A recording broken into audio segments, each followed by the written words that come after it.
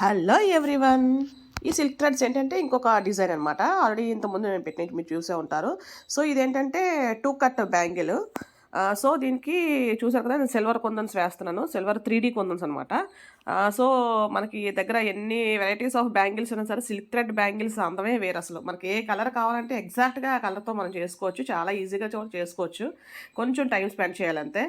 కానీ అది వేసుకుంటే ఆ డ్రెస్ మీద అసలు ఆ లుక్కే మారిపోద్ది. డ్రెస్ లుక్ మారిపోద్ది మొత్తం. సో ఈ బ్యాంగిల్కి అయితే నేను ఇలా 3 సైడ్స్ వేస్తున్నాను అనమాట. ట్రై డిజైన్ అనమాట.